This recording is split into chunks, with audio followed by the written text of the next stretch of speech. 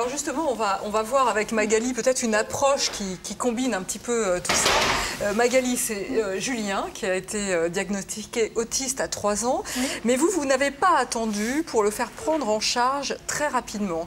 Qu'est-ce que vous avez mis en place autour de lui au départ? Parce que vous allez voir que Magali a évolué en fonction des besoins de ses enfants et aussi de votre apprentissage sur le sujet. Qu'est-ce que vous avez fait au départ? Tout de suite, qu'est-ce que vous lui avez proposé?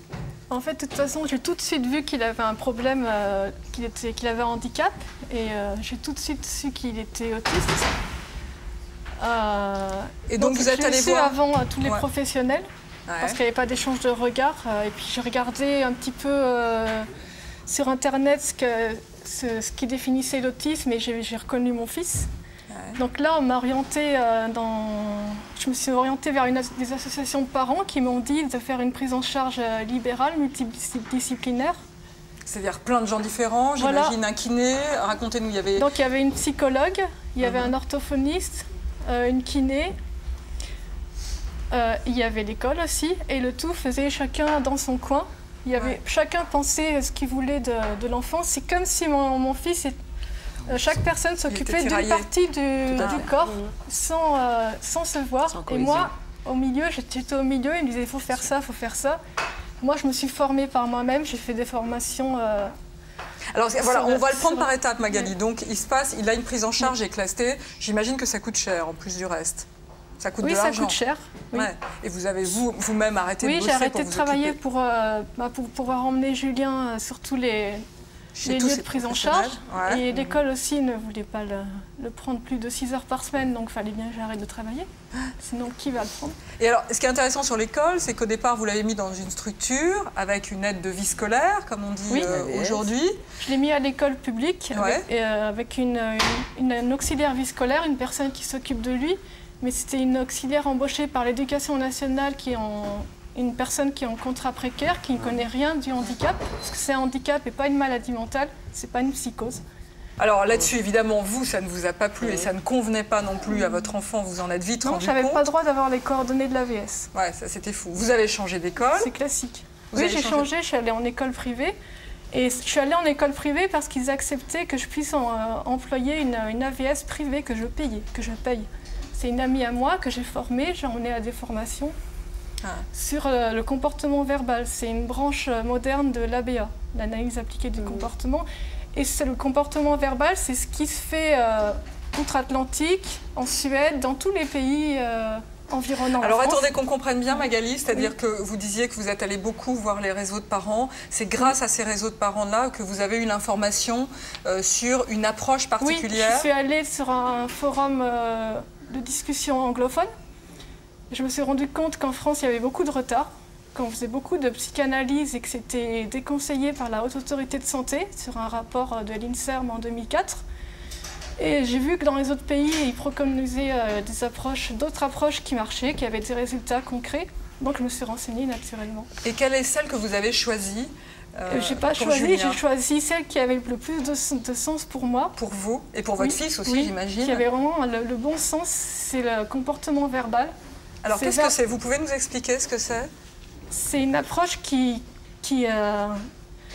analyse les comportements de l'enfant en vue de modifier certains comportements qu'il ne sait pas faire et en vue de réduire les troubles du comportement. Parce qu'un enfant autiste, il n'a pas d'intuition sociale. Il ne sait pas spontanément apprendre. Il ne sait pas ce qu'on attend de lui. Il ne sait pas communiquer. Donc moi, mon rôle, c'est de lui apprendre. Il faut qu'ils comprennent. Vous pouvez nous expliquer, Magali, la différence? Je pose des questions parce que quand on n'est pas directement concerné, c'est pas évident. Justement, la différence par rapport à ce qu'on a vu dans le sujet de la méthode ABA et vous, votre approche qui est particulière. C'est ça que je voudrais essayer de faire comprendre. C'est basé beaucoup sur la motivation de l'enfant. Et il faut toujours avoir une idée simple en tête. C'est que l'enfant, si je veux qu'il vienne vers moi, il faut que j'aille vers lui. Parce qu'il faut qu'il comprenne que moi, je m'intéresse à lui. Parce que si je vais vers l'enfant, je lui dis on va faire ça, hein, je vais être vue comme quelque chose de pas bien pour lui. Qui impose. Oui, comme les élèves avec les profs. Est-ce que les élèves aiment leurs profs? Pourquoi les élèves aiment la matière? Parce qu'ils aiment. Quand même. Oui, ils aiment la matière parce qu'ils aiment leur prof. C'est souvent affectif. Vous voulez dire donc que là, votre approche... Il faut que je sois associée à quelque ouais. chose de positif pour qu'il ait envie d'apprendre avec moi. D'accord. Et plus il aura envie d'apprendre avec moi, moins il aura envie de rester seul, de s'auto-stimuler tout seul. C'est comme une balance à plateau. Cette méthode, pas cette méthode, cette approche, et vous y tenez particulièrement parce qu'il n'y a rien de miracle. C'est pas une baguette magique, voilà. Ça se fait du matin au soir. C'est un ensemble de techniques, de comportements que je dois avoir avec lui. Donc ça associe fortement les parents et les personnes spécialisées qui vont s'occuper de l'enfant. Oui. Votre engagement va beaucoup plus loin, c'est-à-dire qu'il y a une ouverture à une approche particulière et vous allez plus loin, c'est-à-dire que vous êtes en train de vous battre pour la création d'un institut. Oui. Voilà. C'est-à-dire voilà. Moi, le problème, c'est que tout ça, ça coûte cher. C'est moi qui contrôle tout. Ouais, j'embauche l'analyste qui habite Rouen, qui vient un week-end tous les 2 mois. J'embauche les psychologues qui travaillent des heures avec Julien, 20 € de l'heure. J'embauche l'AVS privée. Au final, je dépense 1 500 € par mois. J'ai arrêté de travailler pour coordonner tout ça. J'étais professeure agrégée, donc j'ai gagné de l'argent, j'ai arrêté. Donc maintenant, soit je veux que Julien soit pris en charge avec cette démarche qui marche, hein, parce qu'il y a de gros progrès. Donc je voudrais monter un IME chez moi à Grenoble pour éviter de me déplacer parce qu'il y a trop de listes d'attente. Et on a fondé une association, c'est ABA, Apprendre Autrement Isère. Et le but, c'est de nous aider à... Donc, vous avez besoin, vous avez raison. Les parents sont très engagés, Elisabeth, et c'est vrai qu'ils ont été vous allez trouver des relais. Oui. Alors, en fait, qu'est-ce qui se passe? Parce qu'on sait qu'aujourd'hui, c'est très compliqué de monter ces instituts. Vous m'avez dit, moi, je suis prête à aller très loin si je n'y arrive pas. C'est-à-dire, en tant que parent, qu'est-ce que vous voulez dire? Alors moi, je suis prête à partir, à déménager, parce que dans les autres pays, ça se fait naturellement, c'est gratuit, et je pourrais travailler, avoir une vie normale. Parce qu'en fait, je suis en souffrance, mais pas par rapport à mon fils, parce que c'est mon fils, pour moi, il est normal par rapport à moi. Ma souffrance, elle vient qu'on me met des bâtons dans les roues pour éviter qu'il progresse. Comment va votre fils aujourd'hui, Magali, puisque vous dites que ça va plutôt bien, plutôt mieux? Ça va bien.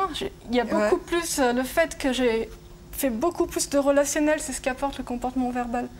Il vient vers moi, il reste plus tout seul. Dès que je suis à l'ordinateur, il m'appelle pour que je joue avec lui. Il me suit. Il préfère me suivre que de rester seul. C'est ça qui est important. C'est un super problème. C'est une victoire.